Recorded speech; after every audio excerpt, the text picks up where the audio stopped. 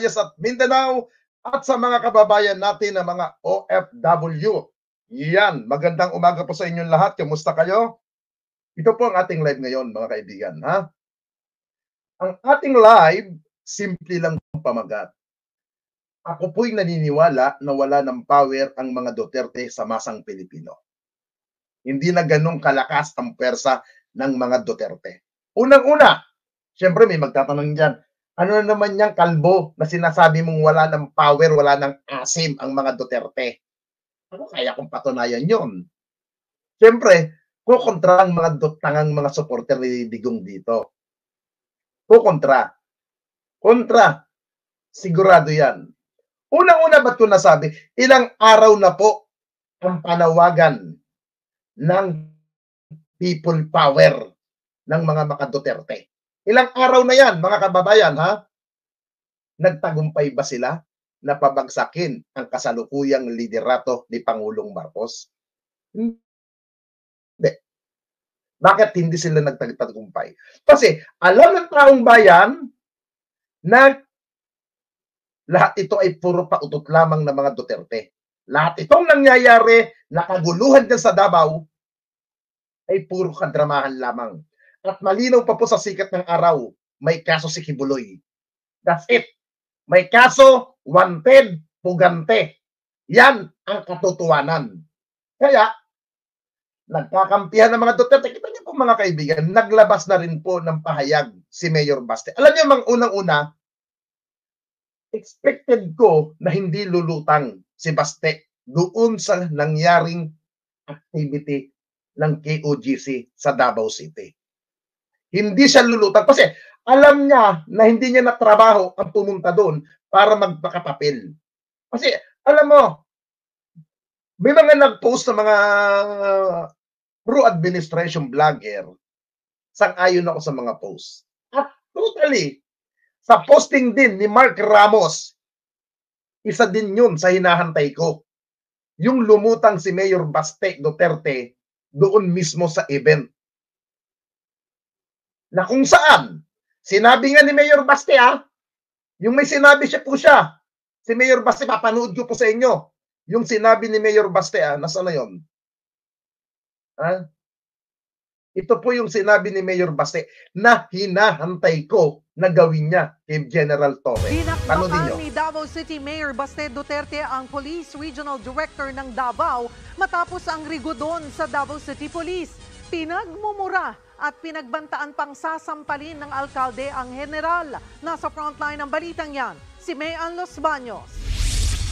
May sa paon ng tawhanan, kita sa paon na po ng pagmupalang ni Swap, paon na po ng Hindi na itago ni Davao City Mayor Baste Duterte ang galit niya sa Regional Director ng Davao na si Brigadier General Nicolas Torre dahil sa tinawag niyang preconceived narrative nito sa Davao City. Sa isang vlog, pinagmumura at nagbanta pa si Baste na sasampalin niya ang general. Usa na sa mga ambisyon o kinabuhi general nga nag-ugat ang galit ni Mayor Baste kay Torre nang palitan nito ang 19 na station commander sa lungsod. Inalis din ni Torre ang dating police director ng Davao City Police. 3 beses nagpalit ng tao hanggang sa maitalaga si Colonel Hansel Marantan nang wala raw konsultasyon sa alkalde. Una nang sinabi ni Torre na utos mismo ng Camp Crame ang pag-appoint kay Marantan. Bukod naman sa balasahan. Okay. Yung po ang hinahantay ko, yung sinabi ni Mayor Baste Duterte na sasampalin niya si General Torre. Hinahantay ko po yan. Hinahantay ko. Bakit hindi siya lumusob?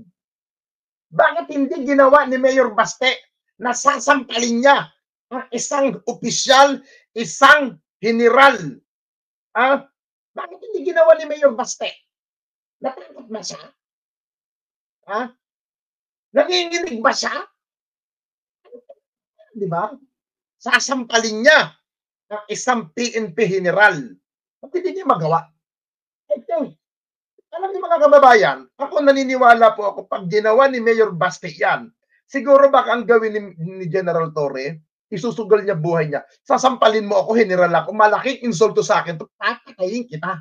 Baka yun ang gawin ni General Torre. Hindi makakaalis basta sa harapan ni General Torre. Sasampalin mo ako, General ako, naka-uniforme ako, sasampalin mo ako ng ganon-ganon. Ay baka ang gawin ni General Torre, magkamatayan tayo rito sa harapan. Susugal si General Torre dyan, natitiyak ko. Hindi papayag si General Torre na sasampalin siya ng isang ganun na lang, na kung saan tinutupad niya ang kanyang trabaho, mandato niya. Mayor! Mayor! Ano na po? Hinahantay po namin yun. Yung sinabi mo na putang ina, pag nakaharap mo si General Torre, sasampalin mo.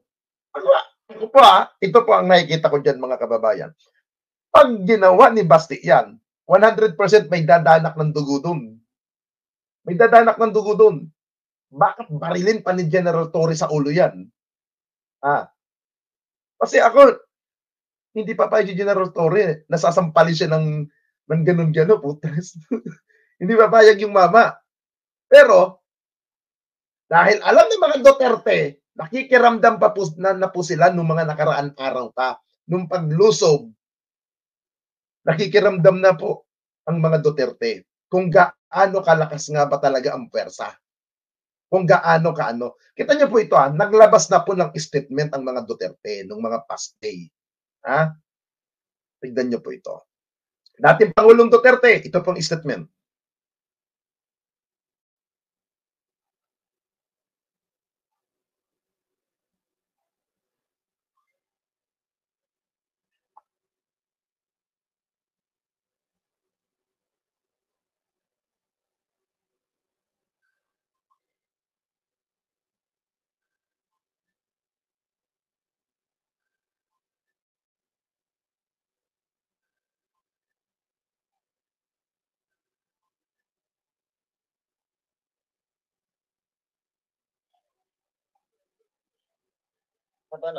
Pupunta ka na lang. Punta ka. Naka-live ako Naka-live ako sa YouTube. Nagla-live ako sa YouTube ngayon. Chat mo sa akin. Okay. Okay.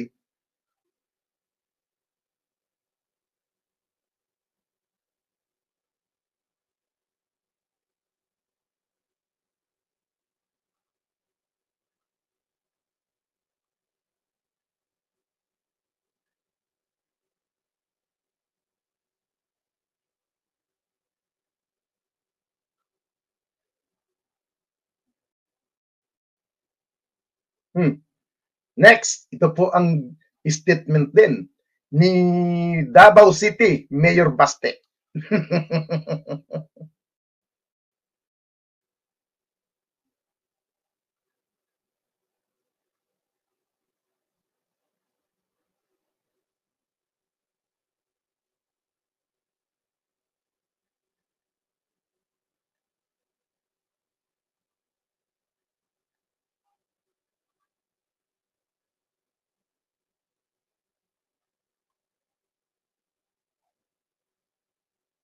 See, hanggang labas na lang ba ng gano'n na lang ang gagawin ng mga Duterte, yung maglabas na lang ng statement? Maglalabas-labas na lang ba? Yan ang hinahantay namin, Mayor Baste. Yung sinasabi mo na sasampalin mo si General Torre. Ba't hindi mo magawa? Tama yan. Alam mo, tama yung ako kanina po, bago po ako mag-live ngayong umaga. Nanonood po ako kay Attorney Recto. Kilala niyo naman siguro si Attorney Recto, di ba? Yung vlogger din po na taga-grupo po ng Liberal Party. Di po ba? Nanonood ako sa kanya Sabi ko, tama naman si Attorney.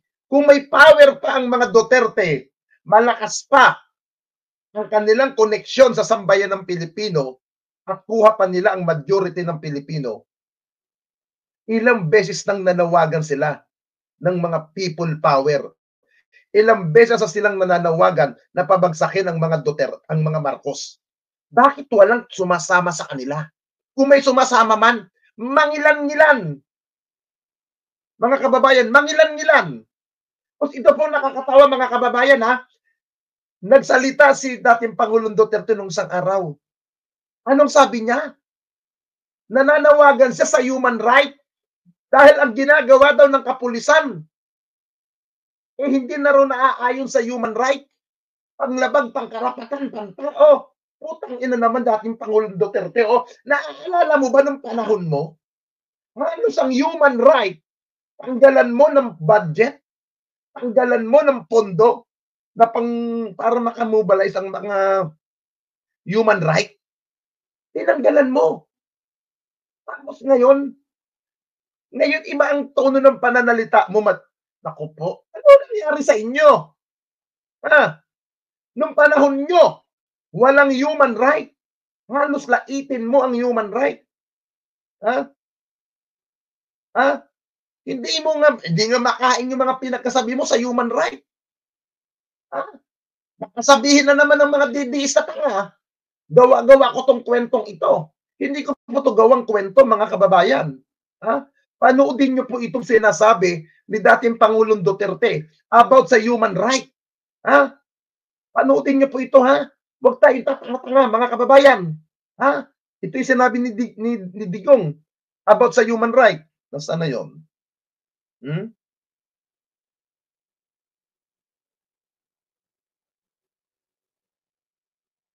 Ito. Variably, ang sinasabi nila gobyerno ang pumatay.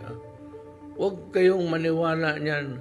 Kung ako ang nagpapatay, sabihin ko sa inyo, pinapatay ko yung putang inang yan kasi gago yan. Ako magdadalawang isip. Patay, human rights, okay. Pasok ako sa kulungan. Kaya kayo mag-human rights, punta-punta kayo doon. Narinig nyo? Narinig nyo po yung sinabi ni dating Pangulong Duterte about sa human right ng panahon niya? Ngayon, mananawagan ng human right ang kampo ng mga Duterte dahil iba na daw ang ginagawa ng mga Duterte sa Davao. Mukha atang iba atang takbo ng utak ni dating Pangulong Duterte. Pag ikaw ang nasa pwesto, lahat ng gustuhin mo kahit labag sa karapatan pantao, wala kang pakialam, wala kang paki sa human right na tinatawag. Ngayon, nananawagan ka na sa human right.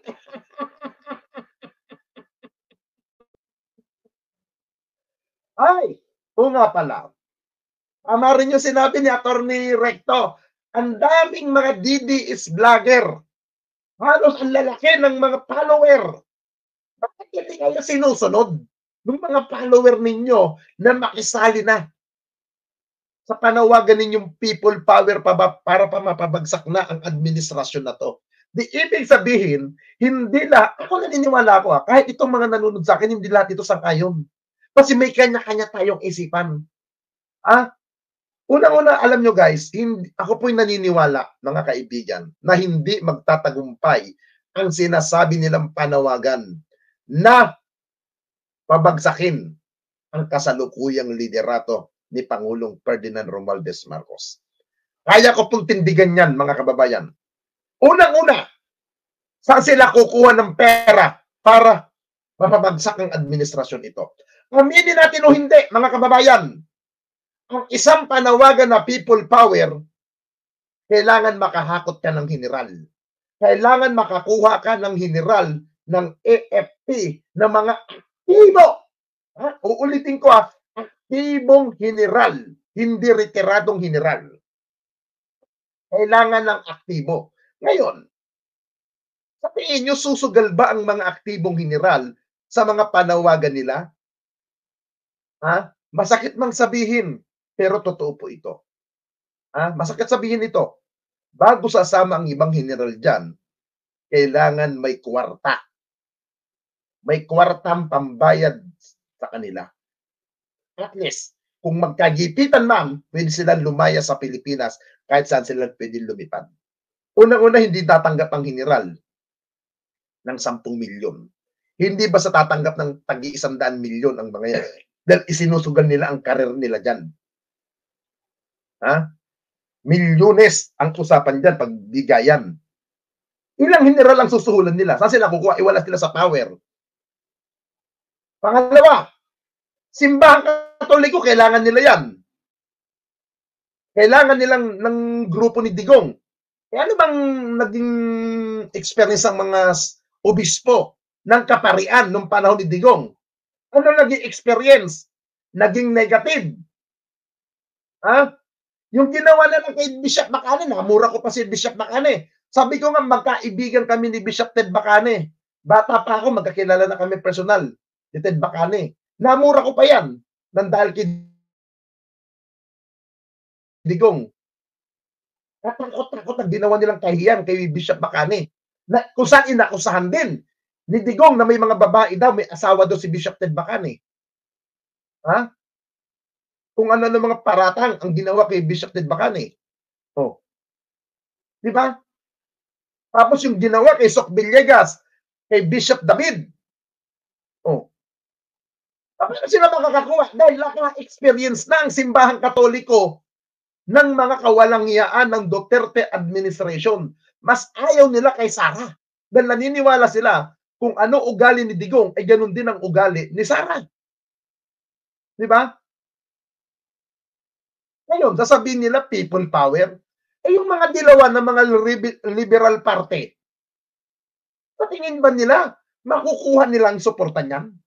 I think no. At ang lakas pa ng loob ng mga tangang ito na manawagan ng people power ng EDSA Revolusyon, ha?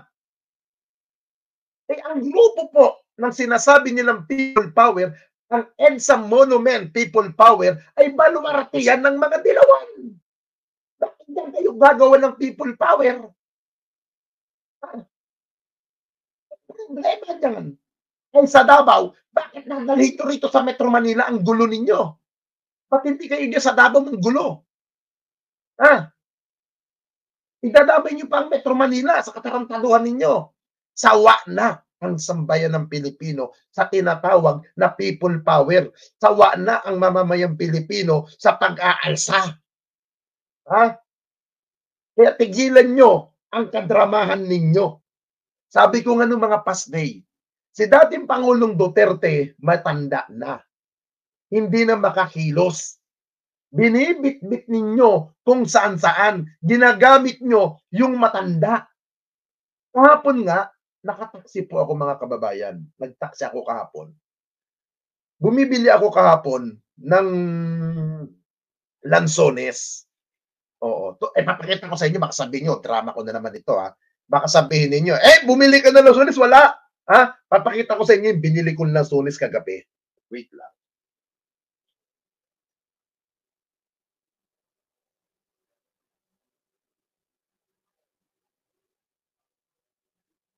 Yan. Ito yung binili kong lansones kagabi. Yan. Kasi po ako mga kaibigan, matakaw po ako sa lansones. Yan. Ang dami po niyan. Kasi may suki po ako. May suki akong binibilhan ng lansones. Ha? Tinanong ko po yung taxi driver sa ano niya, parang pero hindi ko na binidyo, siyempre bawal yun. Walang pahintulot ng taxi driver. Sabi ko, "Tay, kamusta po?" Kasi tinanong ko siya accident. Kasi po, bago niya po ako nasundo, tayo saan po kayo galing? Sabi niya, galing daw siya sa Manila, sa Intramuros. Sabi ko, "Tay, napansin niyo po ba yung activity ng KOGC dyan po sa Liwasang Bonifacio?" Ang tanong sa, oo, nagrarally sila, people power daw, laban kay Pangulong Marcos. Kaya ako po natanong yung driver, "Tay, bilang kayo po, may edad na rin po, ano po ang inyong reaksyon sa mga panawagan po nila?" Sabi niya nung matanda, "Ba't ako sasama kahit naman sino maging Pangulo ng bansa natin? Kahit na sinong ilagay mo dyan, kung hindi ka kikilos, hindi ka kakain. Hindi ka makakabili kung anong gusto mo," sabi ng matanda. "Kailangan mo pa rin magsipag." Yun ang sagot ng matanda. Saka isa pa sabi nga nung matanda na driver, may kaso si Kibuloy. Ano pinapanawagan nila? Nanggugulo na lang ang mga yan. Oh, kita nyo, simpleng mamamayan na taxi driver. Ah, simpleng mamamayan na taxi driver. Galit na galit din, Kibuloy. Lalo na sa mga Duterte. Oh, tapos sasabihin nyo, malakas pa ang power. Ah, wala na. Ha? Wala na mga kababayan. Kaya tigilan yung kahindutan ninyo. Tama ang ginagawa ni General Torre. Tandaan nyo yan. Kung wala kayong itinatago, kayong mga putang ina ninyo, manahimik kayo. Sumunod kayo sa batas bago kayo kumuda ng magreklamo. Yun ang pinaka-the best nyong gawin. Sumunod kayo sa batas kung anong inalituntunin. Kaya nga tayo mayroong gobyerno, kaya tayo mayroong pamahalaan para magpatupad ng batas at ipatupad kung ano ang dapat na mandato. Hindi ang gobyerno ang susunod sa inyo. Hindi kapulisan ang susunod sa inyo. Tayo ang susunod at gini-implement lamang ng kapulisan ang dapat na ipatupad na naaayon sa batas. At yan ang ginagawa sa katauhan ni General Torre. Tigilan yung kadramahan ninyo, mga puki ng ina ninyo. Kita nyo nga, yung panawagan ng mga Duterte dati, ayun na, nangyari. Bakit iniwan na kayo sa ere? Ba't iniwan na kayo sa ere? Kasi alam din ng mga Duterte na magkakahiyaan na rin. Tigilan nyo nga. Alam nyo, ano pa ng mga Duterte ni Senator Bato? Kahit na paano si Senator Bato, kahit hindi tamang ginawa niya, kahit hindi magandang ginawa niya, nakuha ni Bato na lumutang doon sa rally ninyo. Doon kayo sumuporta kay Bato. Doon may paninindigan tayo sa kanyang ginawa. Hindi kagaya ng mga Duterte. Ilang mula sa bahay ata ng mga Duterte. Papunta nyo sa KLGC. Hindi nagawa ng mga Duterte. Tama rin ang sinabi ni Atty. Recto, Hans Recto eh.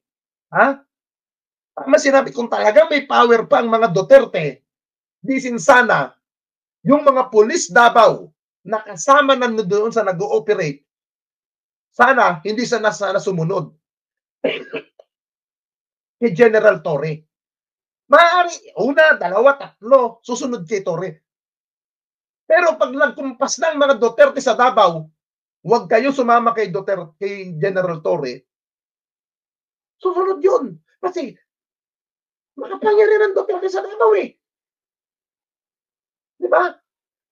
Ibig sabihin, hindi sumusunod na ang mga pulis kay Digong. Alam ng mga pulis, natapos na ang power ng mga Duterte. Wala na kasi mga Duterte sa Davao. Diba? Kaya, tahimik na.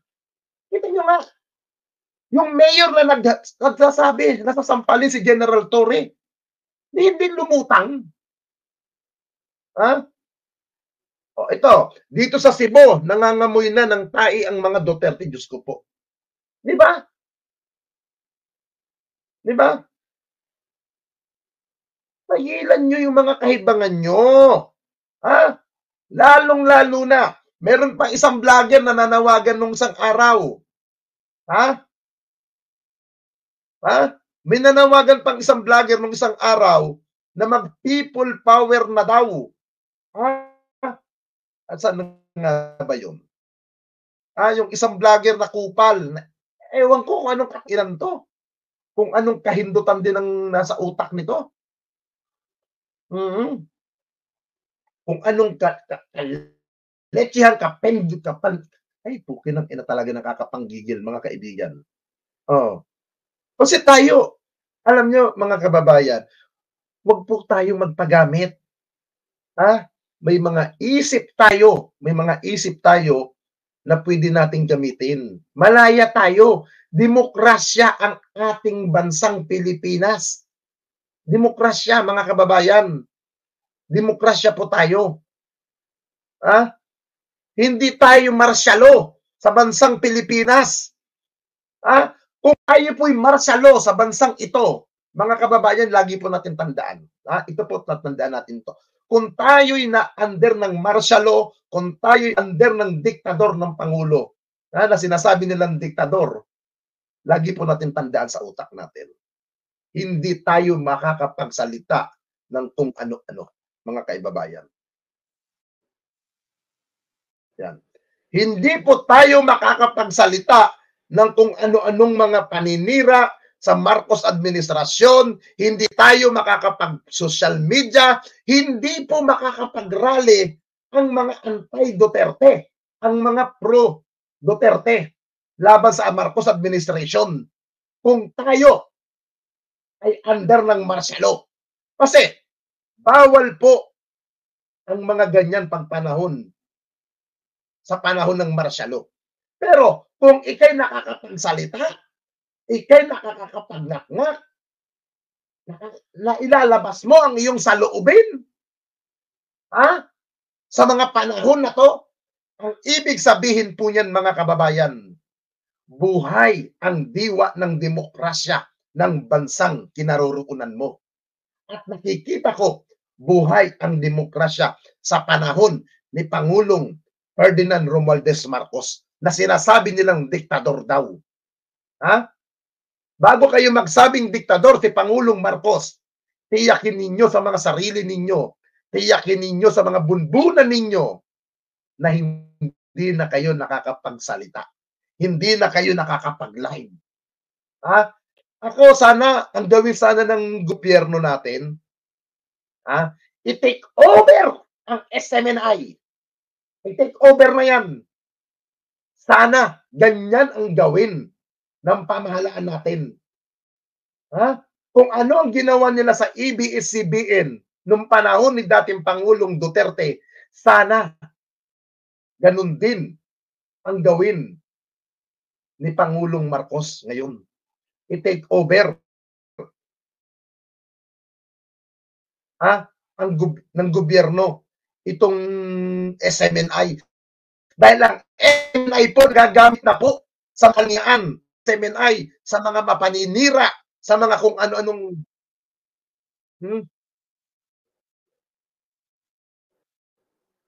naduble to. Nagagamit na po ang SMNI para lang mangwasak. Sana, mga kababayan, sana i-take over na ng gobyerno ang SMNI. Sana ma-take over na yan. Kaya mga kababayan, hanggat nakakapagsalita po ang mga anti-government na kung ano-anong paninira sa gobyerno, isa lang pong ibig sabihin yan. Nirerespeto ng gobyerno ang malayang pamamahayag.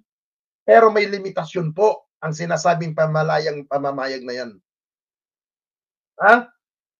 Kaya, yung sinasabi nilang api sila, umuulan na naman ba sa labas? Hindi. Kala ko umuulan na naman. Sana gawin po ng gobyerno, i-take over ang SMNI. Total, may maraming ebidensya eh. Maraming ebidensya laban sa SMNI na kung ano-anong mumumutawi sa mga bibig nila na hindi na po kasama sa tinatawag na malayang pamamahayag, sa malayang diskusyon. Hindi na po kasama yun eh.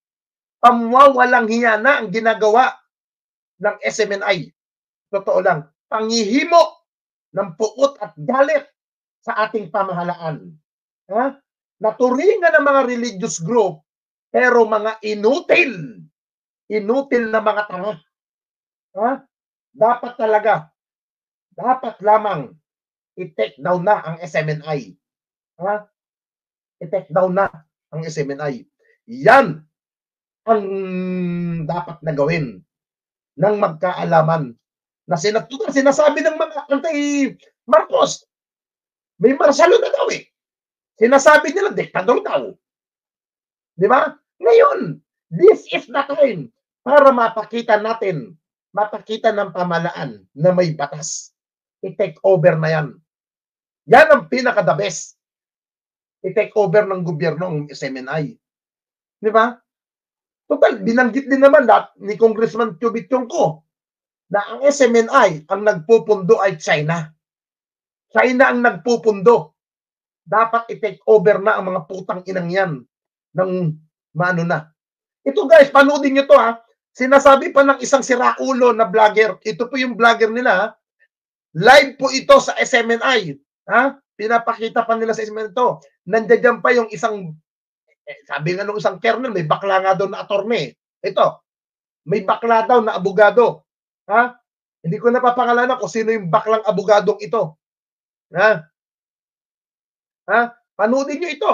Kung ano-ano rin sinasabi ng tangang vlogger na to. Ito. Taymada Balaguer na nandito. Sumama ka na sa amin. Alam namin nandito ka. Pero hihikayatin namin kayo na sumali po kayo sa tunay na mga nagmamahal sa Pilipinas. Hindi ako rallyista. Hindi ako sanay magsalita sa maraming mga tao. Sanay lang ako magsalita sa estudyo. Pero, kailangan po natin magsalita sa mga panahong ito dahil ang namumuno sa ating bansa ay mga demonyo!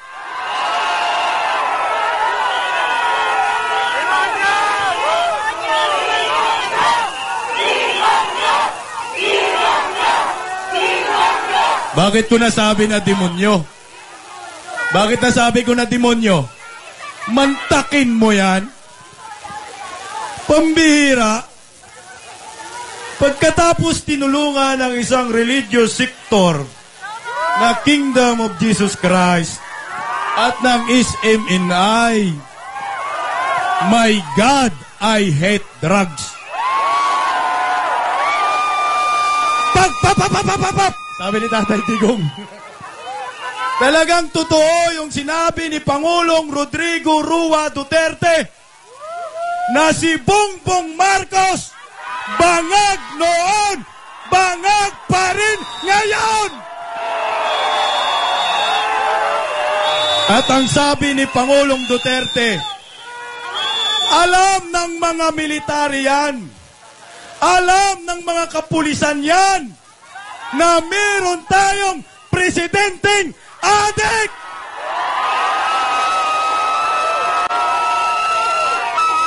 Ang presidenteng ito, ang pinakamakapal na mukha!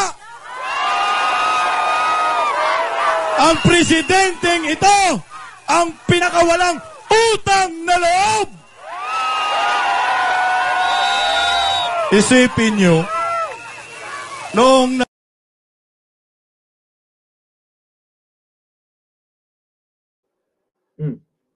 Alam niyo yung nagsisigaw na yan na si Bisdak Pilipinas. Gathering yan kahapon sa Liwasan Bonifacio, mga kababayan. Na kung saan ang activity niyan na sinasabi nilang prayer rally daw ng maisog, nandyan po ang SMNI. Yan po ba ay part ng makasimbahan? Yan ba ay simbahan ng mga makadiyos o simbahan ng mga demonyo na inahayaan ninyong dumamit ng ganyang pananalita sa inyong activity? Nakakahiya, di po ba? Ngayon mga kaibigan, gaano makalinis talaga si Kibuloy? Kung naaalala po ninyo mga kababayan, ito may papakita ko sa inyong video. Naalala niyo yung isang katunggali na bumatikos kay Kibuloy nung panahon ni dating Pangulong Duterte? Naalala niyo yung isang religious group? Wag na, hindi po yung dating daan, Hindi po yung dating daan. Alam naman natin ang dating daan, hindi uubra si si Kibuloy Kung naalala niyo yung tinatawag na kapa, kung naalala niyo mga kaibigan, yung kapa, yung kapang, yung sa kapa, katakot-takot na harassment ang ginawa din ng mga Duterte. Di ba? Katakot-takot kasi nainggit siguro si Kibuloy na mukha atang nalalamangan siya ng kapa community. Mukhang nalalamangan siya dahil umaangat ang kapa. Ayaw ni Kibuloy. Ang gusto ni Kibuloy, siya lang ang angat. Di ba? Tapos sasabihin niya, nagtatago daw. Mabuti ngayon, nakakulong na rin Umaharap sa kaso. Ikaw, Kibuloy, hindi ka ba nagtatago? Ngayon mo sabihin, Kibuloy, yung salitang nagtatago. Kabilang ka na dyan sa nagtatago. Yung ginawa mo rin ng pangaharas. Nasaktan ka ba doon sa sinabi ni Apolinario? Oh, mga member ng kildang ni Kibuloy. Ayan o. Yung sinasabi ng pastor ninyo. Oh, hinahamon nga siya ng debate. Hindi ka makaporma ng debate yan eh. Di ba? Oh. Ayan o. Bumalik kay Kibuloy ang mga sinabi niya. Siya ngayon ang nagtatago ng parang daga. Correct. Tama ka po. Armando Balido. Tama ka. Karma ang inaabot ni Kibuloy. Sangdamo ka ng kwarta ni Kibuloy. Daan milyon. O sabi na natin, bilyon ang pera ni Kibuloy. Mapakinabangan niya ba? Hindi. Nakakatulog ba ng maayos si Kibuloy? Hindi. Kahit si Kibuloy, kabado sa mga member niya. Dahil baka dyan, isa niya sa mga member niya, bumaliktad at baka siya ay ituro. Ganyang kakabado si Kibuloy. Dahil iniisip ni Kibuloy, utang ina, may nakapatong na 10 milyon sa akin. 10 milyon yan, baka mamaya bumigay yung tauhan ko. Ituro ako, isuplong ako. Diba? Yan ang karma. Kasi ang akala kasi ng QGC, sila ay makapangyarihan. Sila ay powerful. Kung ang Iglesia ni Cristo nga, hindi ganyan kayabang. Napaka-humble ng INC. Ang El Shaddai, napaka-humble. Yung mga religious group, El Shaddai, Iglesia ni Cristo, dating daan, hindi ganyan ka, walang hiya, hindi ganyan ka balasubas. Pero ikaw, Kibuloy, na sinasabi nyo, ito wake up call na lang. Yung sinasabi nila na sila daw ang nagluklok kay Pangulong Marcos, isang katarantaduhan. Unang-una, Kibuloy, naaalala mo nung 2004, nung presidential election, nung panahon ni GMA, nung panahon ni Gloria Arroyo, na kung saan ay 2010 ba yon? Nung panahon na ang dinala ninyong presidential candidate, na sinasabi ninyo, sure na ang pagkapanalo ni ngayon, ni dating Department of, dati siyang DND Secretary at ngayon ay DND Secretary pa rin, na si Gilbert Gibo Tidoro. Di ba yun ang in-endorse nyo noon? Bakit hindi ka napanalo si Gibo? Kung talagang may power kayo, may persa kayo magpanalo ng pagka-presidente. Kasi sumasakay lang kayo sa tugtog. Sumasakay lang kayo kung sino ang sikat, doon kayo. Ganyan ang gawain ng mga Kibuloy fanatic. Tapos kung isang nyo sasabihin ninyo, may ano kayo? Walang utang na lumapos administration? Nakakahiya naman sa inyo, mga kupal. Nakakahiya. Balik po tayo sa sinasabi ko kanina. Kung may power ang mga Duterte, mga kababayan, kung mayroon pa silang pwersa, sana start to beginning pa lamang nagkumilos ng mga Duterte. Kaya, alam niyo mga kababayan, sabi ko nga kanina, mahihirapan ang Duterte na mapabagsak ang administrasyon na to. Mahihirapan. Unang-una nga, sabi ko nga kanina, galit ang mga ibang community kay Digong. Simbahang Katoliko, ang liberal, galit. Kaya isa sila kukuha. Kung may negosyante man na sumusuporta sa mga Duterte, ilan-ilan lang yan. Hindi majority ng mga malalaking businessman. Kasi ang mga businessman ngayon, happy ngayon sa administrasyon ni Marcos. Saan sila kukuha ng donor? Di ba? At alam nila na mahirapan sila ng galaw. Kaya alam niyo po, sana wag lang hayaan na magpikit pa sila dyan sa liwasang Bonifacio. Kung kailangan, i-disperse na ang mga yan. Wag nang papurmahin. Kasi, bababuyin lang nila yan eh. Bababuyin lang nila. Kung gaano sila kababoy, ganun din ang gagawin nilang pambababoy niya sa liwasan Bonifacio. Kaya mga kababayan, pumunta kayo sa mga live ng SMNI. Mag-comment kayo murahin ninyo, walang hiyain ninyo. Sa nanonood po ngayon sa live na to, ipakita po natin na tayo'y mga sumusuporta. Sumusuporta tayo sa gobyerno ni Pangulong Ferdinand Romualdez Marcos. Simple lang po gawin nyo, mga kababayan. Pag alam nyo po naka-live sila sa social media, iparamdam ninyo. Pumunta kayo sandali lang kayo pumunta. Gawin ninyo po ganito, mga kaibigan. Bago kayo pumunta sa live ng SMNI, mag-type na po kayo, i-copy-paste po ninyo yung message ninyo. Tapos, isend nyo po doon sa comment section ng SMNI. Sabihin nyo, putang ina ninyo, ha? Tumigil na kayo. Ha?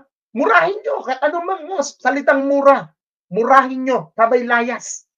Sabay layas. Tapos,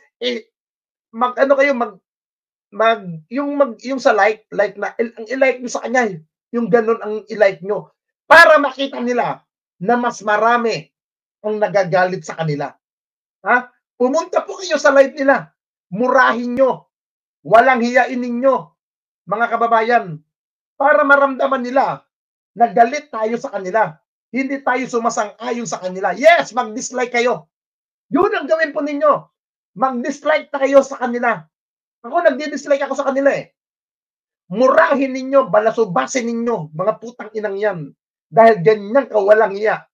At least makita nila na maraming pumupunta at nagagalit sa kanila. Murahin nyo. Ha? Murahin ninyo. Ipakita nyo.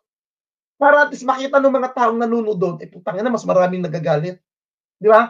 Ipakita ninyo. Kung sila may karapatan magsalita sa gobyerno ng kung ano-ano, tayo may karapatan din tayong magsalita ng ating saloobin at ang ating pagsuporta sa gobyernong ito. Ipakita po natin sa paraan na tayo'y kumukontra sa mga gusto ng mga anti-government. Doon to, lumusob po tayo sa kanilang mga account. Murahin natin sila, walang hiyain natin sila, mga kababayan. Ha? Hindi naman po yung kawalan sa inyo eh. Sandali lang yan. Pagkatapos layas, di ba? Yun po ang gawin natin. Ito maganda rin pong suggest nito. Massive report, mas maganda ka. Yes! Yun ang gawin natin. I-report natin ang kanilang mga live. Lalo na, kita nyo naman sinasabi, karahasan ng mga sinasabi sa live nila. Di ba? Sila maka-Diyos. Alam niyo mga kaibigan, ang sabi nga ni Chief PNP nung isang araw, ito po panawagan ni PNP Chief to nung isang araw. Babasahin ko po itong sinabi ni PNP Chief. Ha? Itong statement ni PNP Chief, babasahin ko po ito, mga kaibigan. Ha? Ito po ang malinaw na sinasabi ni PNP Chief. Ha? Ito pong sinasabi niya. Wait. Ito po ang binitawan statement ni PNP Chief. Wait lang. Pahayag mula sa hepe ng PNP, Police General Romel Francisco D. Marbel. Gusto ko pong samantalahin ang pagkakataon ito upang magbigay ng mensahe sa mga political na taga-suporta at mga influential na taga-taguyod ng puganting si Apollo C. Quiboloy. Ako po'y magalang na humihimok sa inyo na ipakita ang tunay na pamumuno sa pamamagitan ng pagsasabing sumunod si Ginoong Quiboloy sa batas at harapin ang mga akusasyon laban sa kanya. Ha? Sa tamang legal na proseso. Bilang isang bansa, tayo po ay kailangan sumunod sa mga prinsipyo ng batas at nararapat lamang na ating panindigan ang mga prinsipyong ito nang walang kinikilingan. Ang usaping ito ay higit pa sa legal na obligasyon. Ito ay patunay na walang sinuman ang dapat ituring na higit sa batas. Naunawaan ng mga politikal na taga-suporta at Tagalog kasi, ang lalim ng pagkatagalog, taga-taguyod ni Quiboloy na ang paghadlang sa ustisya at pagtatago ng isang pugante o pakikibahagi sa ganitong mga gawain ay mga seryosong paglaban. Tama po yun. Ha? Paglabag sa batas yan. Ang kanilang suporta ay dapat magbigay diin sa pangangailangan ng kalinawan at pananagutan sa sitwasyong ito. Ang Kingdom of Jesus Christ, KOGC, at mga miyembro nito ay kinakailangan iayon ang kanilang mga kilos sa mga turo ng Biblia na nagtuturo sa atin na igalang at sundin ang mga otoridad. Gaya ng nasusulat, nasusulat sa Roma 13, Kapitulo 1. Ang bawat isa ay dapat magpasakop sa mga namumuno, otoridad, sapagkat walang otoridad na hindi mula sa Diyos at umiiral ay itinatalaga ng Diyos. Narinig din niyo yun? Nasa Biblia ito, mga kapatid. Roma 13, Kapitulo 1. Kung tunay kayong mga alagad ni Kristong mga putang ina ninyo, nauunawaan nyo ba yung sinasabi sa Roma 13:1? Uulitin ko. Roma 13, Kapitulo 1. Ang bawat isa ay dapat magpasakop sa namumunong otoridad, sapagkat walang otoridad na hindi mula sa Diyos at ang umiiral ay tinatalaga ng ating Diyos. Say amen kung kayo'y naniniwala sa salita ng Diyos. Say amen. Alam ba ito?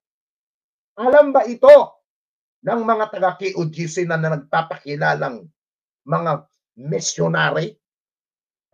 Nauunawaan ba itong sinasabi ni PNP Chief Marvel? Itong Roma 13, Kapitulo 1? Uulitin ko po, mga kaibigan. Ako po ay hindi nag-aral. Ako po ay hindi edukadong tao. Hindi po ako edukadong tao, mga kababayan. Pero sa awa at tulong ng Diyos, sa awa at tulong ng ating puong lumikha, nauunawaan ko ang sinasabi dito. Sa Roma 13:1, ang bawat isa ay dapat magpasakop sa namumuno, autoridad, sapagkat walang autoridad na hindi mula sa Diyos. At ang mga umiiral ay itinatalaga ng ating Diyos. Naintindihan ba yun ng mga kupal? Naiintindihan ba yun ng mga tangat bobo na mga supporter ni Kibuloy? Ay thanks, hindi. Hindi naintindihan niya at hindi naunawaan. Kasi nga, mga mangmang ang mga taong yan. Amen! Hallelujah, hallelujah, hallelujah. Shalom kuraramakandra ramahande. Praise God, glory to God. Glory to Christ Jesus in the highest. Amen. Tapos sasabihin ninyo, maka-Diyos kayo? Pinapakita nyo pa ron? Pag ganun-ganun pa kayo, padasal-dasal pa kayo mga puki ng ina nyo ba? Yan pa ang ginagawa ninyo? Mga impokrito, mga pakitang tao. Mabuti pa ang dating daan, pag nagdasal ang dating daan, ayaw nila nakabukas ang camera nila. Ayaw nilang ipinapakita mga mukha nila. Samantalang itong mga Kibuloy, fanatic, sobrang OA nyo. Sobrang, alam niyo mga ito, mga kaibigan, kagabi, nung sa araw pa ako nanonood ng programa ng SMNI, natatawa na lang ako, mga kaibigan. Paulit-ulit sila ng mga litanya. Paulit-ulit sila ng mga inilalabas sa video. Na puro halata naman na nagpapaawa ipik ang mga gago. Na nagpapakita na kailangan nila ng simpatya para masabi sila ay api. Ito, malinaw ang sinasabi. Simple ang panawagan. Tatapusin ko yung panawagan ng Chief PNP, Hindi ko natapos Hanggang doon lang ako sa sa versikulo Sana. Kinikilala ng pambansang pulisiya ang Pilipinas ang malungkot na paggagawa ng dali. Dali. Kinikilala ng pambansang pulisya ng Pilipinas ang malungkot na pagpanaw ng isang individual sa panahon ng mga kamakailan operasyon na may kaugnayan sa KOGC. Kami po ay nagpapahayag ng taus-pusong pakikiramay sa pamilya at mga mahal sa buhay ng namatay. Mahalaga pong linawin na ang insidenteng ito. Ito ay isang hiwalay na pangyayari na walang direktang kaugnayan sa mismong operasyon. Ang batas ay pantay na umiiral para sa lahat. At anuman pagtatangka na iwasan ang hustisya ay nagpapahina sa pinakasaligang pundasyon ng ating lipunan. Ako po'y humihimok sa mga miyembro ng KOGC na kumilos ayon sa kanilang pananampalataya at huwag magpahintulot na gamitin sila sa mga paraan lumalabag sa batas. Ang pambansang pulisya ng Pilipinas ay nananatiling matatag sa kanyang pangako na ipatutupad ang batas ng patas at makatarungan. Tinitiyak na ang hustisya ay may pagkakaloob para sa lahat. PNP Chief Romel Francisco Marbel. Yan po ang pahayag ng ating butihin, ating kagalang-galang na PNP Chief. Makatao, makadiyos ang panawagan ni PNP Chief.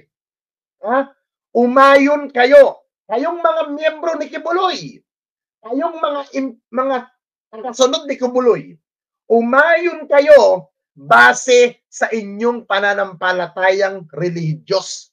Yung bang salitang na yan na sinabi ni PNP Chief, naintindihan ba ng mga miyembro ng Kibuloy Group? I think hindi. Hindi nila naintindihan yung panawagan ni PNP Chief na umayon, kumilos nang naaayon sa inyong samahan na religious.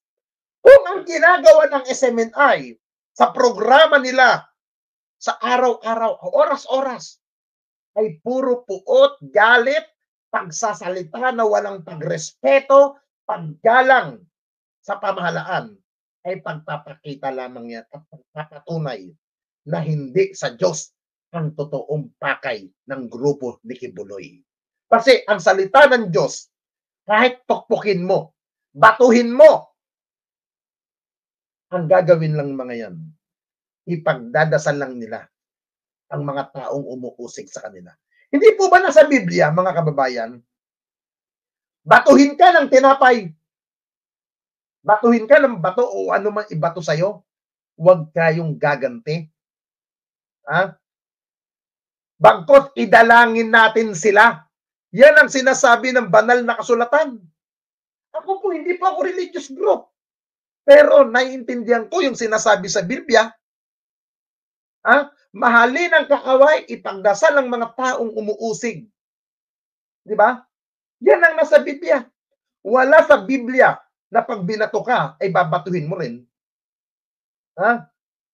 Wala po sa ganun sa Biblia.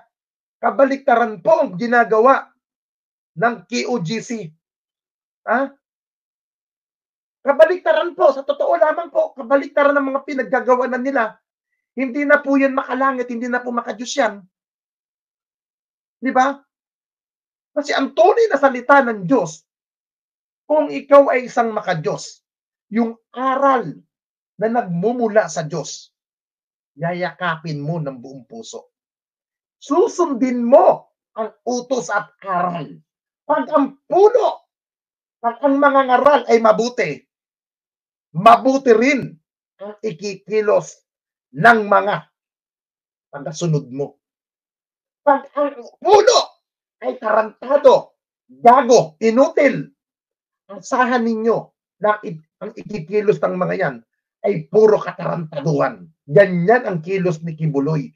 Puro kawalangian. Kaya hindi natin masisisi na ganyan mambolang hiya ang grupo ni Kibuloy. Again, tandaan po natin, huwag tayong magpauto sa mga Duterte, mga kababayan. Tama na, sobra na, never again to Duterte clan. Mga kaibigan, ipagdasal po natin ang ating bansang Pilipinas. Lagi po nating tandaan, may gobyerno tayong may puso. May gobyerno tayong handang magmalasakit para tayo'y protektahan. Ang kapulisan po ay hindi kalaban. Ang kapulisan po ay kakampi ng bawat Pilipino. Huwag po tayong matakot sa kapulisan. Bagkus, nakipagtulungan po tayo sa ating mga kapulisan. Kailangan